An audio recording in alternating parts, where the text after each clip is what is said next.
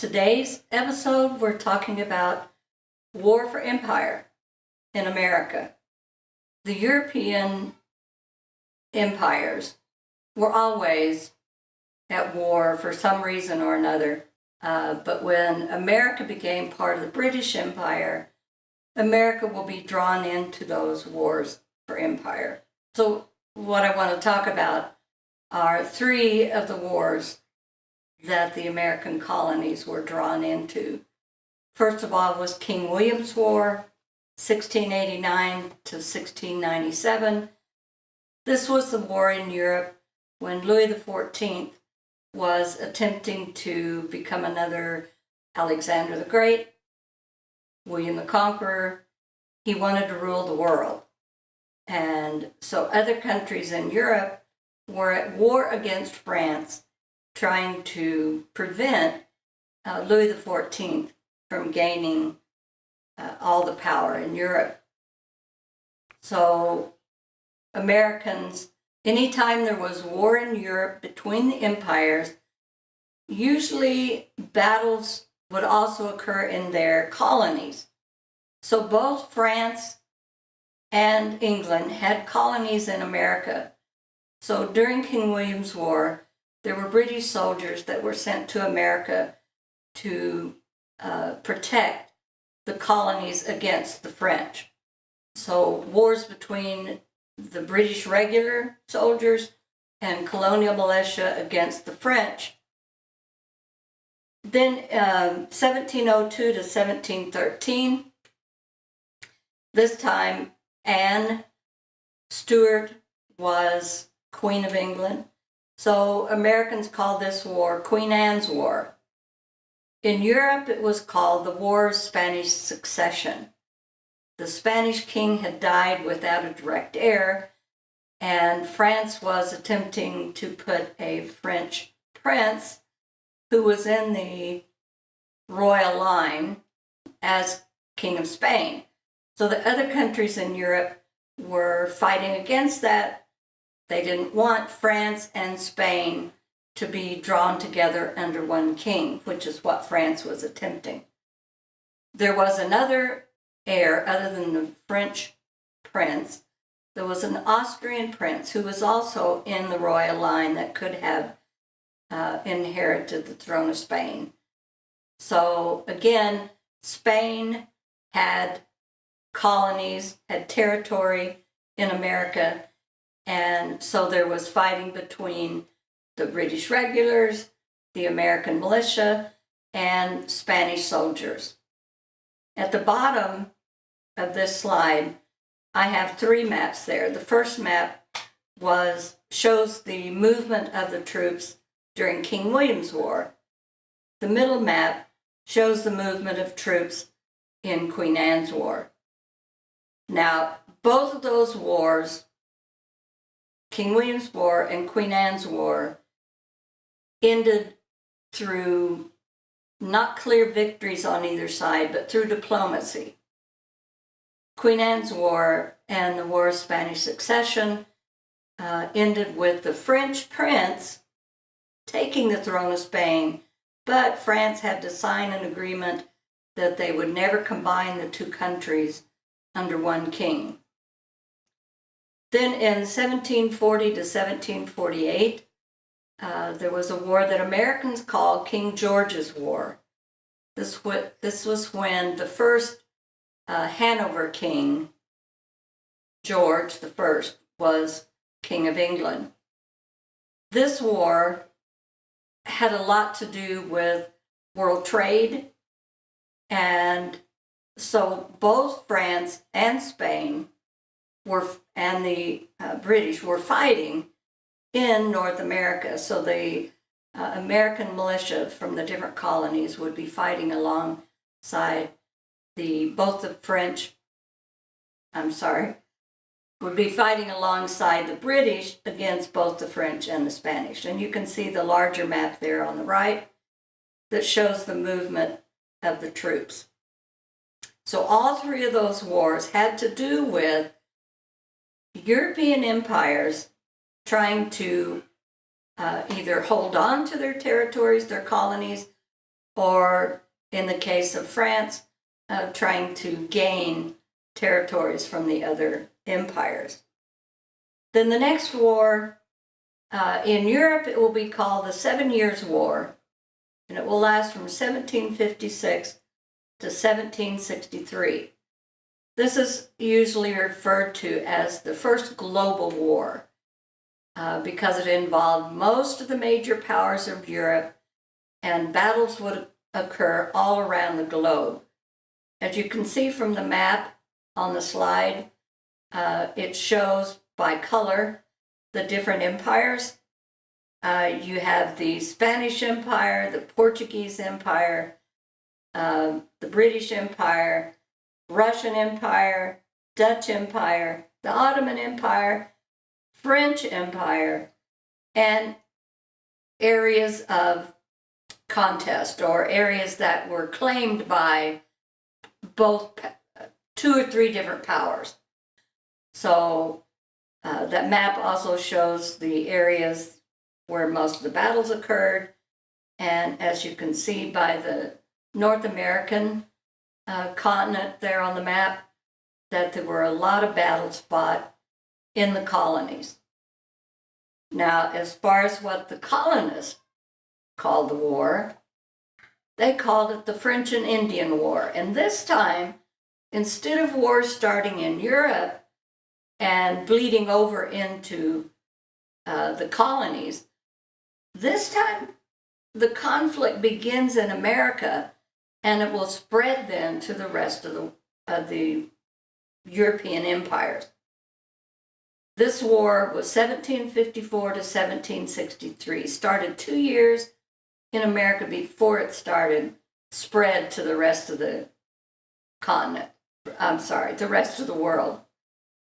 So you can see the area in pink was held by France, and the blue area along the eastern coast were the North American British colonies. The Spanish is in the green color, which includes Florida, what is now Texas, and areas to the west.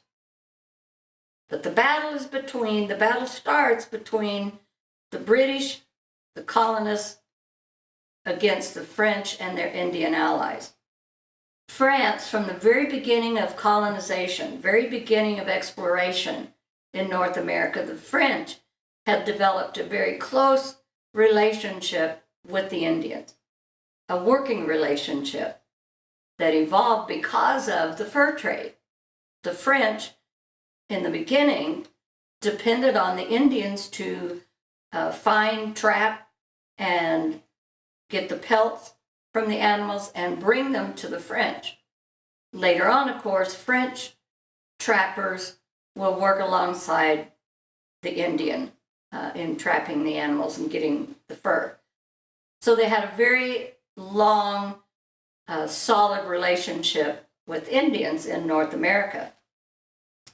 As far as the French, people directly from France who were living in America, there were about 65,000 in what is now Canada, plus they had forts and trading posts all along the Mississippi River. So several hundred other French were living in those forts and those trading posts. And then, of course, you have to count the Indian.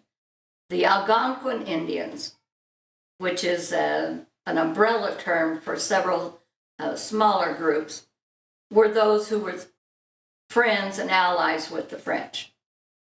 As far as the number of British colonials, there were approximately 2 million in those 13 colonies along the East Coast. And the frontier was steadily moving west.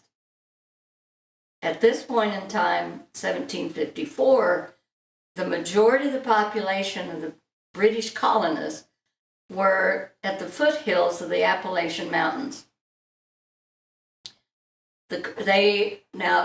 These 13 colonies were a collection of non-connected entities.